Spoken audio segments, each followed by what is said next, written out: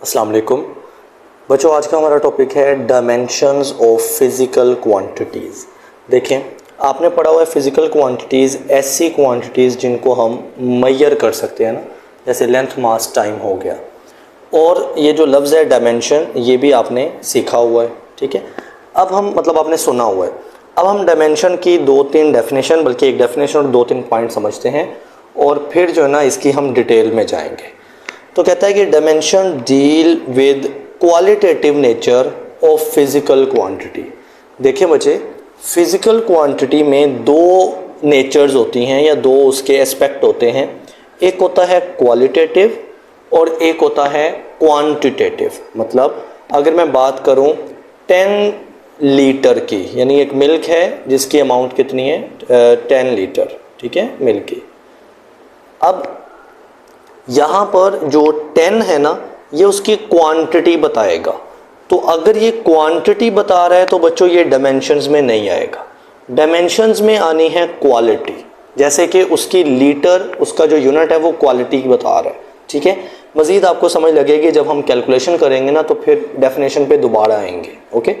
अभी सुने ज़रा, some physical quantities don't have dimension, यानी कुछ ऐसी हैं जो डायमेंशन नहीं रखती, और most physical quantities have dimension, जबकि ज़्यादा फिजिकल क्वांटिटीज़ डायमेंशन रखती हैं। अच्छा बच्चों, कौन सी, मैंने बोला ना some physical don't have dimension, कुछ फिजिकल क्वांटिटीज़ डायमेंशन नहीं रखती। कौन सी नहीं रखती? जब मैंने आपको डिराइव्ड क्वांटिटीज़ पढ़ाया था ना, तो उधर एक थी प्लेन एंगल और एक थी बच्चों सॉलिड एंगल। तो हमारी बुक में फ़िलहाल ये दो ऐसी क्वांटिटीज़ आई हैं जो फिज़िकल क्वांटिटी तो हैं, मतलब ये मेजरेबल है ना, तो फिज़िकल क्वांटिटी है, लेकिन बेटा इनकी जो डायमेंशंस हैं वो नहीं है, ओके। जबकि ज़्यादा फिज़िकल क्वांटिटी, जो भी आपके जहन में नाम आ रहा है फिज़िकल क्वांटिटी, जैसे फोर्स हो गया, प्रेशर हो गया, एरिया होगा, इन सब की क्या होगी, डायमेंशन होगी। अगली बात, डायमेंशंस को रिप्रेजेंट कैसे करना है। Dimensions are represented by capital letters, यानी आपने बड़े लेटर्स में, कभी भी डायमेंशन स्मॉल लेटर में नहीं आएगी। Return with in square bracket, और उसके बाहर इस तरह की स्क्वायर ब्रैकेट आपने डाल देनी है, और उसके अंदर कोई भी कैपिटल लेटर, मैं मिसाल के तौर पे सी लिख देता हूँ, जस्ट एग्जांपल दे रहा हूँ। कैपिटल लेटर और उसके गिर्द स्क्वायर ब्रैकेट आनी है। अब हम इनकी एग्जांपल्स देखते हैं और दोबारा उसके ऊपर जाएंगे। देखिए, आपके पास लेंथ है, विड्थ है, हाइट है या डेप्थ है, सारी एक ही बात है, और इनका यूनिट बच्चों क्या होता है, मीटर। सही है, मीटर। लेंथ का यूनिट हो गया, विड्थ हो गया, हाइट हो गया, डेप्थ हो गया, इनका यूनिट मीटर है। बच्चों इनकी डायमेंशन का जो कैपिटल लेटर है ना वो एल है, और जाहिर है उसको हमने स्क्वायर ब्रैकेट के अंदर बंद करना है। तो क्या बोला, डायमेंशंस आर रिप्रेजेंटेड, डायमेंशन को लिखना है बाय कैपिटल लेटर्स, बड़े हर्फों के अंदर, written with in square bracket, उसको स्क्वायर ब्रैकेट में बंद कर देना है। अच्छा, मैस जिसका यूनिट होता है केजी यानी किलोग्राम, इसकी डायमेंशन होती है बच्चों कैपिटल एम, और आप उसको स्क्वायर ब्रैकेट में क्लोज कर देंगे। फिर हमारे पास टाइम जिसका यूनिट होता है सेकंड, ठीक है, उसको हम कैपिटल टी और बंद कर देंगे उसको स्क्वायर ब्रैकेट के अंदर। फिर इलेक्ट्रिक करंट जिसका यूनिट क्या होता है एम्पेयर, उसको आप डायमेंशन उसकी लिखेंगे ए और उसको बंद कर देंगे with in the square bracket. Last पे टेम्परेचर जिसका एसआई यूनिट होता है केल्विन, और इसको आप थीटा। अब आप कहेंगे ये इसकी डायमेंशन कहाँ से? बच्चों ये बेसिक क्वांटिटीज़ हैं आपने इनकी डायमेंशन ऐसे याद कर लेनी है, इन 5 की। लेंथ, मैस, टाइम जो कि सबसे ज़्यादा कॉमन है, इलेक्ट्रिक करंट भी कभी कभी आ जाएगा और टेम्परेचर भी कभी कभी आ सकता है। इसकी डायमेंशन थीटा और closed with in square bracket. अब देखें, लेंथ की डायमेंशन है एल। क्या बच्चों इस एल से आपको क्वांटिटी पता चल रही है? मतलब ये लेंथ कितने मीटर है, 10 मीटर है, 20 मीटर है, नहीं पता चल रही। तो डायमेंशंस, ये चीज़ की डायमेंशन है, फॉर एग्जांपल ये लेंथ की डायमेंशन है, ये मैस की डायमेंशन है। तो डायमेंशंस ने आपको कभी भी क्वांटिटी नहीं बतानी, आपको हमेशा क्वालिटी बतानी है। जैसा कि अगर आपके पास एल लिखा आ जाए और उसके गिर्द स्क्वायर ब्रैकेट हो, तो आपको समझ जाना है कि ये लेंथ की बात हो रही है। अब लेंथ की क्वांटिटी कितनी है वो तो डायमेंशन ने आपको कहीं नहीं बताई, ठीक है। मेरी बात समझ आ रही है ना, कि डायमेंशन हमें बताती है क्वालिटेटिव नेचर, क्वांटिटेटिव नेचर नहीं बताती। अगली बात बच्चों, डायमेंशन फिजिकल क्वांटिटी की होती है, किसी कांस्टेंट की डायमेंशन नहीं होती। जैसा कि अगर मुझे कोई कहे कि आप मुझे 5 की डायमेंशन फाइंड करके दिखाएं, तो बच्चों 5 की कोई डायमेंशन नहीं होनी, क्योंकि 5 इज़ अ कांस्टेंट की डायमेंशन नहीं होती। सिमिलरली अगर मुझे कोई कहे पाई की वैल्यू बताओ, तो पाई की वैल्यू है 3.14, और कोई कहे कि इसकी डायमेंशन बताओ, तो बच्चों वो नहीं होनी, क्योंकि ये कांस्टेंट है, तो कांस्टेंट की डायमेंशन नहीं होती।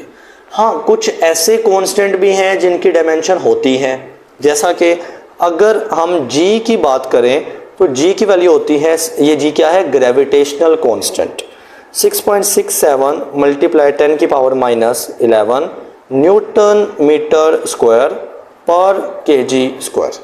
तो अब चूंकि इसका यूनिट आ गया ना ये वाला सारा का सारा, तो बच्चे इसकी डायमेंशन निकल आनी है, जबकि ये ऐसे कांस्टेंट हैं जिनका कोई यूनिट नहीं है। तो पहली बात, ये सारी क्वांटिटीज की मैं आपको डायमेंशन बता रहा हूँ, तो क्या मैं इसका साथ आपको यूनिट नहीं लिख रहा हूँ ना, तो जिनका यूनिट होगा उनकी डायमेंशन होगी, और चाहे वो कांस्टेंट हो, जैसा कि इस कांस्टेंट का ये वैसे तो वैल्यू कांस्टेंट है लेकिन यूनिट भी है और बच्चों डायमेंशन भी होनी है, जबकि इस कांस्टेंट की कोई यूनिट नहीं थी तो इस कांस्टेंट की डायमेंशन नहीं होनी। और सिमिलरली ये भी एक्सेप्शन है कि प्लेन एंगल का यूनिट होता है रेडियन और सॉलिड एंगल का यूनिट होता है स्टीरेडियन। अब बच्चों इनके यूनिट्स तो हैं और क्वांटिटीज़ भी हैं, कांस्टेंट नहीं है, तो फिर भी इनकी डायमेंशन नहीं है। ये कुछ एक्सेप्शंस मैं आपको बता रहा हूँ, ठीक है। आगे हम चलते हैं, हम कुछ एग्जांपल्स लेंगे मजीद, जिसमें ना आप प्रॉपर फार्मूले की डायमेंशन कैलकुलेट करोगे। अभी आपने बेसिक डायमेंशन पढ़ी है। सबसे पहले मैं स्पीड की डायमेंशन देखना चाहता हूँ। स्पीड की डायमेंशन स्पीड होती क्या है, मेजर्ड इन मीटर पर सेकेंड। जाहिर है जब कोई डिस्टेंस कवर हो मीटर में और कोई ना कोई टाइम लगे सेकेंड्स के अंदर। अब मुझे पता है कि स्पीड v बराबर होती है डिस्टेंस ओवर टाइम, ऐसे ही है ना। अब बच्चों डिस्टेंस या लेंथ एक ही बात है ना। लेंथ की डायमेंशन आप पढ़ के आए हो L होती है, उसको स्क्वायर ब्रैकेट में बंद करना है, और टाइम की डायमेंशन क्या होती है जी, T। मैं आपको सजेस्ट करूंगा कि ये जो बेसिक 5 डायमेंशंस मैंने आपको पढ़ाई ना, लेंथ, मैस, टाइम, करंट और टेम्परेचर, इनको गौर से ज़हन में बिठा लें, चाहे वीडियो को पॉज करना पड़ जाए। अच्छा, अब देखें v is equal to speed is equal to distance over time. बच्चे डिस्टेंस जो है वो लेंथ है तो उसकी डायमेंशन L हो गई और टाइम की डायमेंशन T होगी। अब देखें टाइम जब बटे के ऊपर जाएगा तो इसकी जो पावर है वो क्या हो जाएगी, -1 हो जाएगी, क्योंकि नीचे T है, ऊपर जाके T की पावर -1। और चूंकि डायमेंशन है तो हम उसको हमेशा स्क्वायर ब्रैकेट के अंदर क्लोज करके लिखेंगे। तो ये स्पीड की डायमेंशन आ गई LT-1। अब आपने जुबानी याद रख लेनी है कि स्पीड की डायमेंशन क्या होती है, LT-1। सिमिलरली एक्सेलरेशन A को हम यूं डिस्क्राइब कर सकते हैं, कैसे कि एक्सेलरेशन बराबर होता है A is equal to change in velocity over time. ठीक है, अब देखें चेंज इन वेलोसिटी हो या वेलोसिटी हो, डायमेंशन तो बच्चों वही रहनी है ना, LT-1। अब आप कहेंगे ये तो स्पीड की डायमेंशन है। बच्चे स्पीड और वेलोसिटी का यूनिट क्या होता है, सेम होता है, ms-1। ओके, तो जब दोनों का यूनिट सेम है तो उनकी डायमेंशन सेम, तो यहाँ पर आप चेंज इन वेलोसिटी और चेंज इन स्पीड एक ही बात करेंगे। LT-1 इसकी डायमेंशन आ गई, ओवर टाइम की डायमेंशन होती है T। अब आप क्या करेंगे, T को ऊपर लेके जाएंगे, तो ऊपर है LT-1 और T ऊपर जाके हो जाएगा T-1। अब देखें T-1 एक इधर है और T-1 एक इधर है, तो ये हो जाएगा T-2। तो एक्सेलरेशन की डायमेंशन भी जुबानी याद कर लें, LT-2, क्योंकि ये मोस्ट कॉमनली यूज्ड है स्पीड, एक्सेलरेशन वगैरह। तो एक्सेलरेशन की क्या है, LT-2। सिमिलरली हम डायमेंशंस ऑफ फोर्स भी मालूम कर लेते हैं। अब आप देख रहे हैं, एक बात मैं मजीद नोटिस करवाता चलूं कि मैं डायमेंशन निकाल रहा हूं, पहले मुझे उस चीज़ का फार्मूला आना चाहिए। समझ आ रही है ना, फार्मूला यूनिट पता होगा तो डायमेंशन निकालने में बड़ी आसानी होगी, एंड मोस्ट कॉमनली आपको कम से कम फार्मूला आना चाहिए। अब आप देखें मेरे पास फोर्स, मैंने उसकी डायमेंशन निकालनी है। फोर्स बराबर होता है MA के, अब m जो है उसकी m क्या है जी, मैस है, तो बच्चों डायमेंशन उसकी कैपिटल M होनी है। पीछे जाके देख लें, वीडियो को कर लें पीछे, कि मैस की डायमेंशन कैपिटल M होती है। और साथ में a जो है, a की डायमेंशन मैंने बोला था ना जुबानी याद रखनी है, LT-2, तो बच्चों ये LT-2 हो गई। अब यहाँ पर हम कह सकते हैं कि जो फोर्स की ओवरऑल डायमेंशन है, ब्रैकेट सिंगल कर दें, m वैसे ही आ गया, l वैसे ही आ गया, T-2 वैसे आ गया। सो MLT-2 is the dimension of force. ये 3 एग्जांपल्स हमारी बुक से लिए हैं मैंने, बाकी बेशुमार एग्जांपल्स हो सकती हैं, लेकिन लेक्चर बहुत ज़्यादा लेंथी हो जाना है, ठीक है। अब हम देखते हैं यूजेस ऑफ डायमेंशनल एनालिसिस। अब आप कहोगे डायमेंशन तो समझ लग गई, ये लफ्ज़ डायमेंशनल एनालिसिस क्या है? बच्चों एनालिसिस कहते हैं ना किसी चीज़ को एनालाइज करना, तजज़िया करना। तो हमने क्या किया है, डायमेंशन को यूज़ करके इन इक्वेशंस का एनालिसिस किया है, राइट। तो हम इस अमल को बोलते हैं डायमेंशनल एनालिसिस, यानी डायमेंशन निकालने का अमल। अब यहाँ पर इस अमल के क्या यूजेस हैं? पहली बात, 2 यूजेस हैं और दोनों अपनी नौयत के लॉन्ग क्वेश्चंस हैं। Number 1, homogeneity of physical equation, यानी अगर मेरे पास कोई फिजिकल इक्वेशन है ना, उसकी होमोजेनिटी बता देता है मुझे dimensional analysis. Number 2, derivation of a formula, और ये थोड़ा सा मुश्किल है, इसी लेक्चर में इंशाल्लाह कवर करेंगे। हमने किसी का कोई फार्मूला डिराइव करना हो, कोई फार्मूला निकालना हो, उसकी डेरिवेशन करनी हो, तो वो भी डायमेंशन से मुमकिन है, यानी फार्मूला निकाल भी सकते हैं और फिजिकल इक्वेशन की होमोजेनिटी भी चेक कर सकते हैं। स्टार्ट करते हैं पहली बात से कि होमोजेनिटी ऑफ फिजिकल इक्वेशन से क्या मुराद है।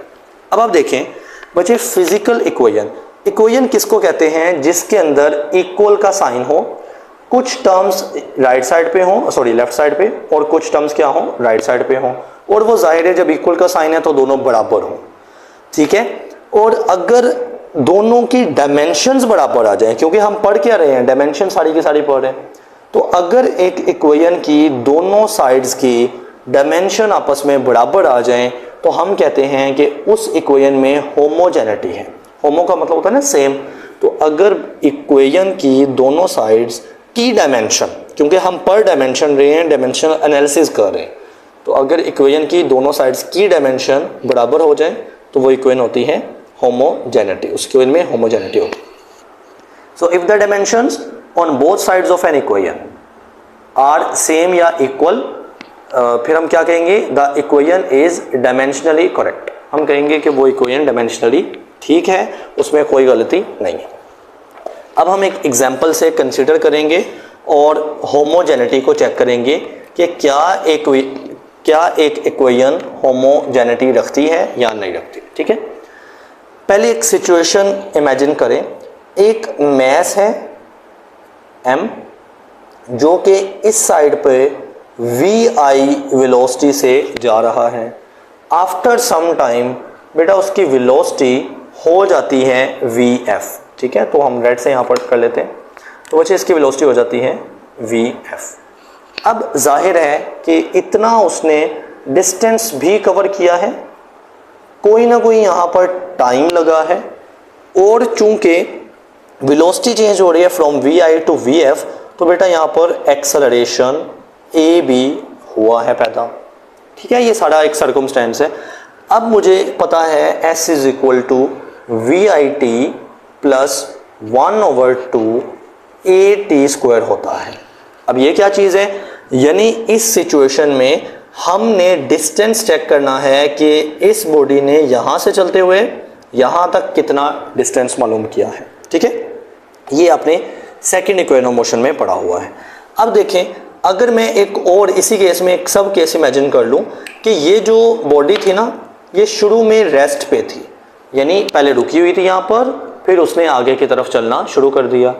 अगर बच्चों ये रुकी हुई है तो उस हालत में vi क्या हो जानी है, 0 हो जानी है, क्योंकि रेस्ट पे कोई वेलोसिटी नहीं होती। सो जब मैं यहाँ पर vi 0 पुट करता हूँ कुछ इस तरह से, तो 0 मल्टीप्लाई टाइम ओवरऑल 0 हो जाएगा, यानी ये फैक्टर गया, 0 हो गया ना, तो 0 की कोई वैल्यू नहीं। पीछे s इज इक्वल टू ये गया, प्लस का साइन हम ना भी लिखें, अंडरस्टूड सी बात है, 1/2 at स्क्वायर। अच्छा, मैं करना क्या चाह रहा हूँ, मैं इस इक्वेशन की होमोजेनिटी चेक करना चाह रहा हूँ। होमोजेनिटी का क्या मतलब है कि इस दोनों मतलब इस इक्वेशन की दोनों साइड्स पर लिखी हुई डायमेंशन आपस में सेम है, बराबर है।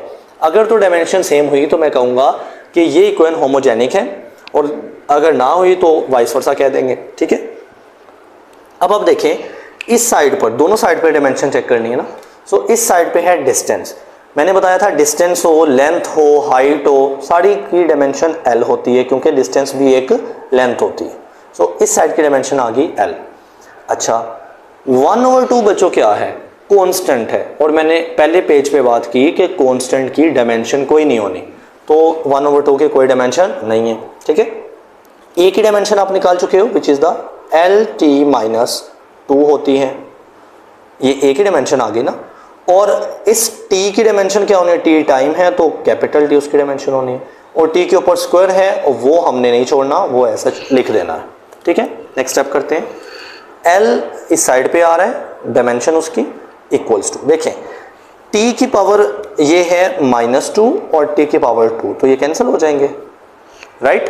तो पीछे बच्चों क्या बच गया, एल बच गया, क्योंकि टी तो दोनों तरफ से कैंसिल हो चुका है, मतलब ये दोनों कैंसिल हो चुके हैं। अब आप देखिए लेफ्ट हैंड साइड की डायमेंशन भी लेंथ की डायमेंशन है L, और राइट हैंड साइड की डायमेंशन भी सेम लेंथ की डायमेंशन L है।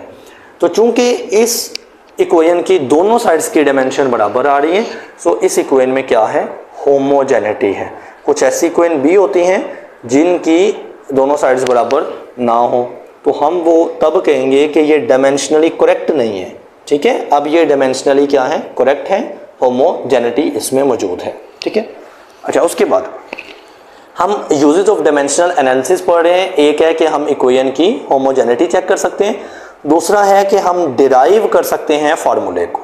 अब यहाँ पर बुक में एग्जांपल है, दरअसल ये एग्जांपल करनी है, वैसे हम करते नहीं होते, लेकिन ये एग्जांपल इसी हेडिंग की ना डिटेल है, वरना तो डिटेल 2 लाइनों में कुछ भी नहीं है। अच्छा एग्जाम्पल में आपको क्या आएगा, देखो कह रहा अपने नाम पर देखना है, फार्मूले को डिराइव करना। फार्मूला आपके पास कोई आता है ना, मैं कहता हूँ कि F = ma, फोर्स का फार्मूला है, तो बच्चे ये फार्मूला कहीं से तो डिराइव हुआ है ना। अब हमने देखना है कि डायमेंशन कैसे फार्मूले को डिराइव करेगी, क्योंकि हम पर डायमेंशन रहे ना, तो कोई भी फार्मूला डिराइव हो सकता है डायमेंशनल एनालिसिस के जरिए, इन्हें डायमेंशन के प्रोसेस से। तो हमें कहा गया कि derive a possible formula for centripetal force, and you know centripetal force क्या होती है। अगर कोई बड़ी सर्कल में मूव कर रही है तो उसको सर्कल में घुमाती है कोई ना कोई फोर्स, और इस फोर्स का नाम है Fc, यानी C for centripetal, F for force, तो सेंट्रीपिटल फोर्स उसका नाम है। अच्छा derive a possible formula for centripetal force, assume करना है आपने, यानी जस्ट इमेजिन करना है, ज़हन में रखना है, फर्ज करना है। द सेंट्रीपिटल फोर्स, यानी मैं इसको F लिख देता हूँ या Fc लिख देता हूँ, एक ही बात है। Centripetal force depends upon the mass of the object, यानी सेंट्रीपिटल फोर्स किस पर डिपेंड कर रही है, ऑब्जेक्ट के मैस पर, रेडियस पे, क्योंकि सर्कल में जब मूव करेगा तो सर्कल का कोई ना कोई रेडियस होगा, और यूनिफॉर्म स्पीड, यानी जिस स्पीड से वो बॉडी मूव कर रही है सर्कल में, वो स्पीड भी उस पर भी डिपेंड कर रही है। तो 3 चीजें हैं, फोर्स डिपेंड कर रही है मैस पर, रेडियस r पर, यूनिफॉर्म स्पीड v पर।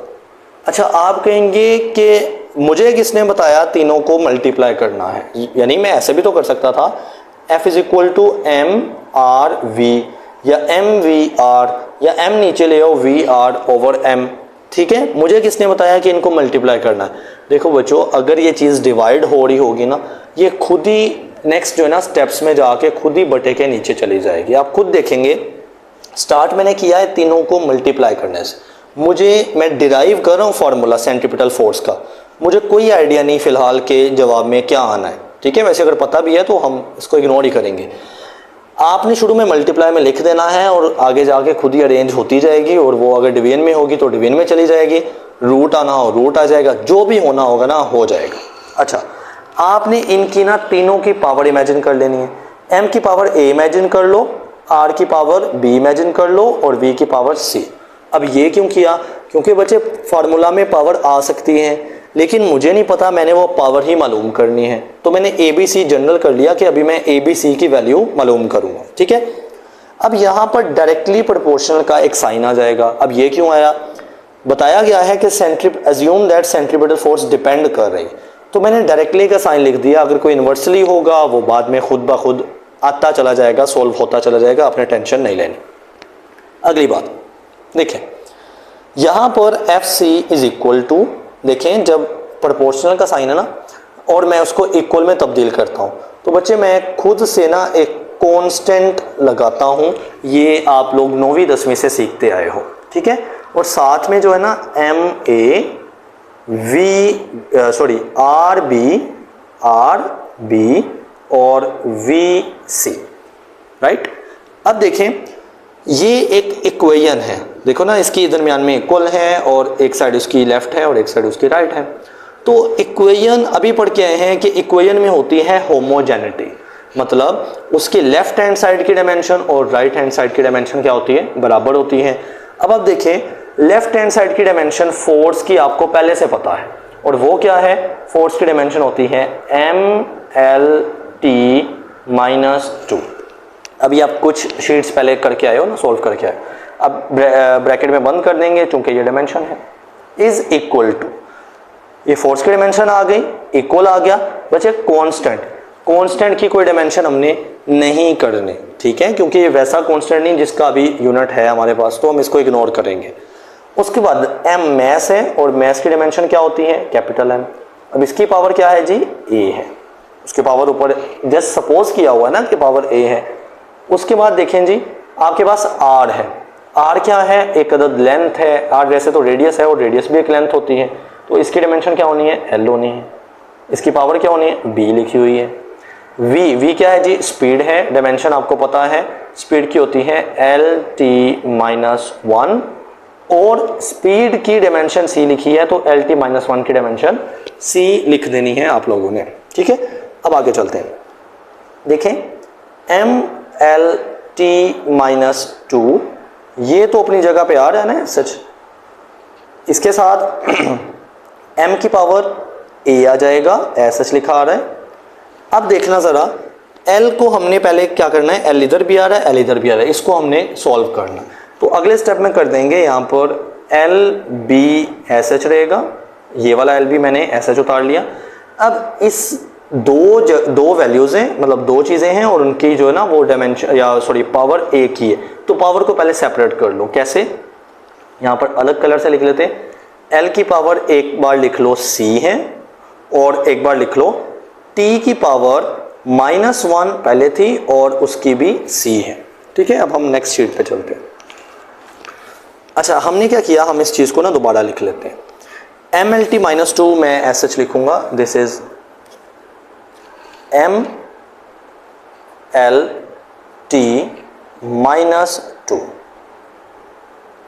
इक्वल्स टू अच्छा अब देखें इस साइड पे MA था, उसमें कोई चेंज नहीं आएगा, MASH आ जाएगा। फिर हमारे पास आता है, देखें LB और ये आपस में सारी चीज़ें मल्टीप्लाई हो रही है ना, सो LB और LC आपस में मल्टीप्लाई हो रहा है। एंड यू नो कि जब दो सेम बेस वाली चीज़ें मल्टीप्लाई हों तो उनकी पावर प्लस हो जाती है। सो यहाँ पर एक L के ऊपर B है और एक L के ऊपर C है, तो L को हम एक ही बार लिख के उनकी पावर B और C आपस में जमा कर देते हैं। पीछे क्या बचा है जी, T-1 और पावर C, ये दोनों पावर में आ रहे हैं, मल्टीप्लाई हो रहा, तो C और -1 मल्टीप्लाई होकर -C हो जाएगा। सो T की पावर हो गया -C, ठीक है। आगे देखें जरा, देखें अब आपने इक्वेशन है तो दोनों साइड्स को कंपेयर करना है, मतलब m की वैल्यू को m की वैल्यू के साथ, l को l के साथ और t को t के साथ। मैं वैल्यू कह रहा हूं, मेरा मतलब यहाँ पर डायमेंशन ही है। यहाँ पर m जो डायमेंशन है बच्चे उसकी पावर कितनी है, 1 है, और यहाँ पर जो डायमेंशन है वो a है। तो मैं कह सकता हूँ बाय कंपेयरिंग, यानी अगर मैं दोनों साइड्स ऑफ इक्वेशन को कंपेयर करूँ, सो यहाँ पर m की पावर जो 1 है ना वो यहाँ पर m की पावर के यानी a के बराबर है। सो a आ गया यहाँ पर 1, ठीक है, समझ आ रही है ना। तो मैं इसको बॉक्स कर देता हूँ। अब देखें l की पावर बच्चे यहाँ पर भी क्या है, 1 है, और यहाँ पर l की पावर क्या है, b + c। सो मैं कह सकता हूँ यहाँ पर 1 = बी प्लस सी। ठीक है, अब देखें यहाँ पर मैं मजीद सोल्व नहीं ना कर सकता कि ना मेरे पास बी है और मेरे पास तो सिर्फ ए है, बी और सी बाद में आएगा। टी की पावर यहाँ पर कितनी है, -2, तो यहाँ पर टी की पावर -2 है ये वाली, और यहाँ पर टी की पावर कितनी है, माइनस का सी। दोनों तरफ माइनस क्या हो जाएगा, कैंसिल हो जाएगा और पीछे बच जाएगा c इज इक्वल टू 2। ठीक है, अब आप क्या करें, इसमें c की वैल्यू पुट करें और b भी निकाल लें। सो 1 इज इक्वल टू b नहीं है, निकालना है, प्लस c की वैल्यू क्या निकली हमारे पास, 2। अब देखें 2 इधर प्लस का है, उधर जाके माइनस का, सो 1 माइनस 2 इक्वल्स टू b। देखें 1 माइनस 2 क्या हो जाएगा, -1 हो जाएगा। सो b की वैल्यू भी आ गई आपके पास -1। ठीक है, अब आप a, b और c की वैल्यू निकाल चुके हो। अब पीछे चलते हैं। हमने यहाँ पर एक फॉर्मूला बनाया था, चूंकि आपका मकसद ये है कि डायमेंशंस को यूज़ करें, डायमेंशन पढ़ा रहा हूँ ना, तो डायमेंशन को यूज़ करके फार्मूला डिराइव करना है। और हमें कहा गया था derive the possible formula for centripetal force. तो सेंट्रीपिटल फोर्स का मैंने फार्मूला क्या पढ़ाया था, कांस्टेंट MA/RB/VC। ठीक है, सो मैं यहाँ पर लिख देता हूँ कि F यानी फोर्स या FC centripetal force is equal to constant, उसके बाद MA/RB/VC, MA/RB/VC। ठीक है, अब आप कहेंगे मैंने ये डायमेंशन तो नहीं लिखे, डायमेंशन तो ऐसे लिखे। जी मैंने डायमेंशन नहीं लिखी, क्योंकि अब मैं फोर्स के फार्मूला को डिराइव करना चाह रहा हूँ, जो कि मुझे कहा गया है। ठीक है, डायमेंशन के थ्रू डिराइव किया है, लेकिन करना बहरहाल फार्मूला ही है। अब यहाँ पर कैलकुलेशन मजीद बढ़ाते हैं हम। Force is equal to constant MA, M की पावर बच्चों कितनी है, A है, तो A जो है वो क्या वैल्यू रखता है, 1। सो बच्चों M के ऊपर आप 1 ही लिख देंगे। RB, R के ऊपर R वैसे आ जाएगा और R के ऊपर B है और B की वैल्यू -1 है। VC, V वैसे आ गया और बच्चे C की वैल्यू कितनी है, 2 है, तो C की जगह मैं V के ऊपर 2 लिख लेता हूँ। अब आप देखें FC is equal to constant M के ऊपर 1 है, तो इसको लिखने की ज़रूरत नहीं है। V का स्क्वायर है, देखें R की पावर -1 है और ये बटे के नीचे जाएगा तो वो हो जाएगा +1। अब आप मेरी बात को रिवाइज़ करें। मैंने कहा था शुरू में हमें नहीं पता कि कौन सी चीज़ बटे के नीचे आनी है, किसके ऊपर रूट आना है, या कुछ भी नहीं पता, राइट। तो आपने सारी चीज़ें जो भी आपको कहा गया था ना, मैस, रेडियस और स्पीड, आपने सारी एक तरतीब से मल्टीप्लाई कर देनी है। अगर किसी ने बटे के नीचे जाना हुआ ना, वो एट द एंड खुद ही चली जाएगी। जैसे हमें यहाँ पर R की पावर कितनी मिल गई, -1, तो -1 को नीचे ही लेके जाएंगे ना, ताकि +1 हो जाए, तो R नीचे जाके +1 लगे। अब यहाँ पर कांस्टेंट जो है ना, हम पढ़ रहे हैं डायमेंशन, तो डायमेंशन मैंने आपको शुरू में बताया, इस तरह के कांस्टेंट की हमें इंफॉर्मेशन नहीं देती, तो इस कांस्टेंट को इग्नोर करें। और वैसे भी इसकी वैल्यू 1 नहीं हो जाती है, तो FC का फॉर्मूला आ गया mv²/r। ठीक है, अब आपके पास ये सेंट्रीपिटल फोर्स का फॉर्मूला आपने डिराइव कर लिया, और यही एक्चुअली में हमारा यूज़ ऑफ डायमेंशनल एनालिसिस था कि डेरिवेशन ऑफ अ फार्मूला। तो हमने फार्मूला डिराइव कर लिया हुआ है। ठीक है, अब लास्ट चीज़ पढ़ते हैं। आपको उधर हेडिंग मिलेगी छोटी, लिमिटेशंस ऑफ डायमेंशनल एनालिसिस, यानी इस प्रोसेस की क्या लिमिटेशन। और जो लिमिटेशन वही है जो बार बार पढ़ा चुका हूँ। जैसे यहाँ पर कांस्टेंट आ रहा था, तो डायमेंशन ने हमें जो है ना, वो हमें कोई उसकी इन्फॉर्मेशन नहीं दी, क्योंकि डायमेंशन हमें कांस्टेंट की बात नहीं करता। हाँ, कुछ की करता भी है, उसको बोलते हैं डायमेंशनल कांस्टेंट, लेकिन वो यहाँ पर फिलहाल नहीं है, तो एक लिमिटेशन हुई ना। उसके अलावा भी डायमेंशन जो है ना, वो क्वांटिटी नहीं बताता, वो सिर्फ क्वालिटी बता के पीछे हट जाता है। तो ये छोटा सा पैराग्राफ आपने पढ़ लेना है, और मुझे दीजिएगा इजाज़त। अपना ख्याल रखिएगा। अल्लाह हाफिज़।